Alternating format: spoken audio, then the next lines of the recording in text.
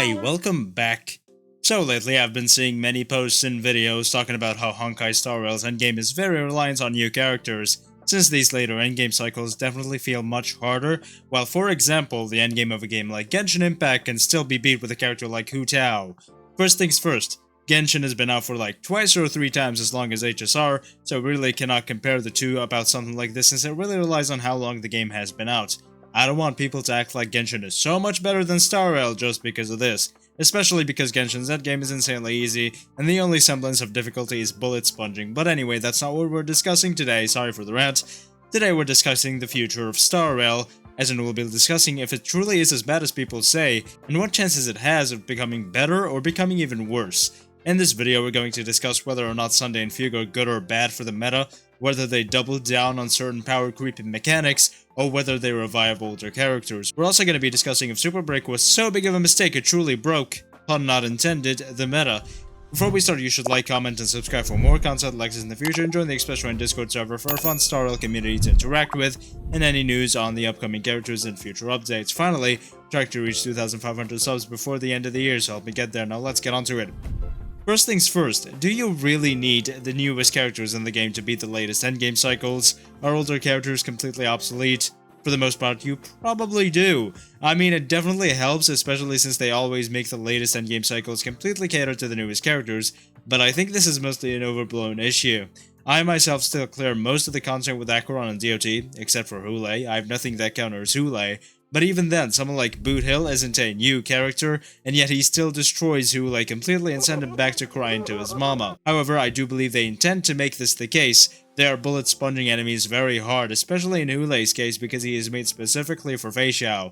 Of course, everyone gets why they do it, it's a gacha game, this is how they make money. However, I also believe this is mostly overblown because, other than Hule, every enemy has multiple counters still, ranging from older to newer characters. The Puppet Choir can be beaten with DOT, as well as Acheron, Firefly, and Rappa, and even Himeko and Jing Yuan, which will be even more true when Sunday and Fugue come out, but we'll discuss these two a bit later. Apocalyptic Shadow is the same, Kafka can easily be beaten with Dr. Ratio and March, and the Sunday boss can be defeated with Acheron as well, a lot slower than someone like Rappa or Firefly would, but she can still do it. As for Pure Fiction, and then it's really not hard. If you're struggling in that mode, then you're either just started out or you're doing something completely wrong. However, the next Apocalyptic Shadow phase will have a boss that has 4 million HP. Twice. That's crazy for even Acheron, which sounds insane to say. The only counter for that boss that is going to clear quickly is Rappa and Firefly, and maybe someone like Himeko in partner with Fugue and Linksha, so this is going to start us with our first topic. Is Super Break truly what broke the game? In my estimation, and the estimation of many other people, Super Break entered the battlefield way too broken. It should never have had such massive scaling, and then on top of that, scaling such powerful endgame buffs. It's incredibly accessible, which isn't a bad thing, but for how accessible it deals way too much damage. Now, dealing a lot of damage isn't a problem. What is a problem is when that damage is so high you have to make your new characters have insane scaling, otherwise they're just not good enough. And when new characters do a lot of damage, new bosses will have a lot of HP. For the most part, this isn't a problem, but 4 million HP is just insane. Hule, which has 1.4 million HP twice, can reliably be defeated with only 3 characters, Fei Xiao, Boot Hill, and Yun Li. Because he has so much HP, even if he does have the right weaknesses for someone like Blade, then Blade has a non-existent % chance of defeating Hule in time, unless you zero-cycle the puppets. This is definitely a huge problem, since I've always said you can beat this game with any character as long as you have the right build and support units. This was very true for a very long time until this recent update, which means older characters are no longer as viable, which means Super Break may actually have broken the meta.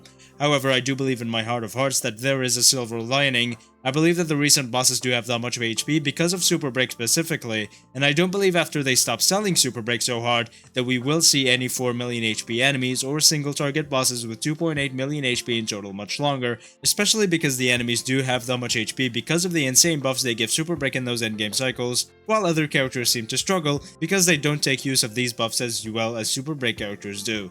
I also believe Super Break seems a lot more powerful than it is, because in Apocalyptic Shadow they're really trying to focus on the enemy becoming broken before you can truly deal the damage you do.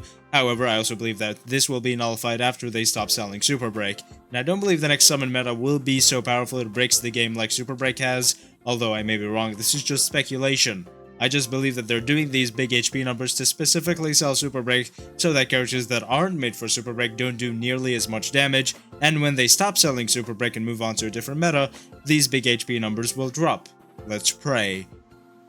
This brings me on to my next and final point. Sunday and Fugue are dropping in less than a month, and I actually believe that these two are the perfect addition that the meta needed. Those of you who are out of the loop may be a little confused, since Fugue is a Super Break support and the last thing we ever needed was a Super Break support. However, while a new Super Break support might sound absolutely diabolical because this entire issue is caused by Super Break being so powerful, Fugue is actually not that good as of V3 of the betas.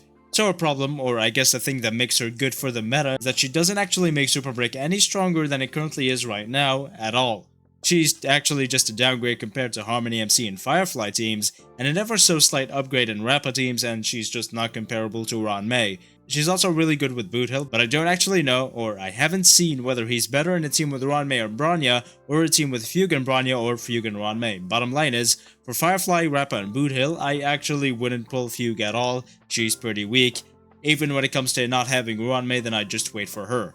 However, she's actually very good for two characters specifically, Himiko and Linksha.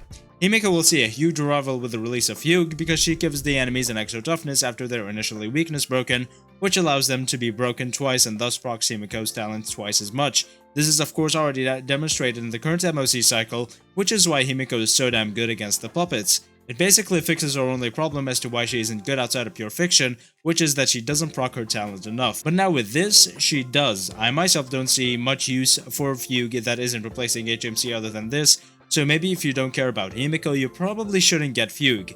In the case of Sunday, then he's a little different. He makes hypercarry characters a lot more powerful. Yes, he is the first Harmony character for the summon meta, but he does buff up hypercarry characters a lot, and unless they start making Harmony characters that are not general at all and only buff up summons, then future summon-focused Harmony characters will also be hypercarry supports, meaning Dylan Jingliu, and even Jingyuan will see use again. If the new summon meta doesn't deal so much damage, it also necessitates the oversponging of HP, and eventually we have to deal with 10 million HP bosses, so overall, Fugue and Sunday are actually some of the best additions we have for this new meta, since it makes it so much healthier.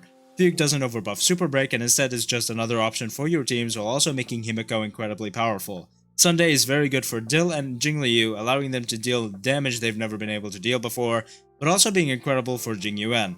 Jingyuan is actually pretty good with Sunday since Jingyuan is basically the first ever summon character. Now what about Acheron? In her case, then we don't actually have any units that are S tier that focus on supporting Acheron rumored yet. However, 3.0 up until 3.3 seems to have a quote-unquote nihility meta, which means DOT may become very powerful again, and Acheron may stop getting shat on by Pridwin for whatever reason. However, that's just speculation. So that's it. Thank you so much for watching. These are very worrying times, and I do get why many people are worried, but I myself aren't. Because this is mostly a PvE game, and it's only been out for less than 2 years, I don't see a way they can fuck up a game this successful because they're very greedy, especially because they have so much time to fix any mistakes they have done because this game is so young. So, thank you so much for watching. Again, like, comment, and subscribe for more content like this in the future. Remember, I'm trying to reach 2,500 subs before the end of the year, so help me get there. And on your way down there, join the Express Run Discord server for a fun Star Rail community to interact with. And I will see you next time.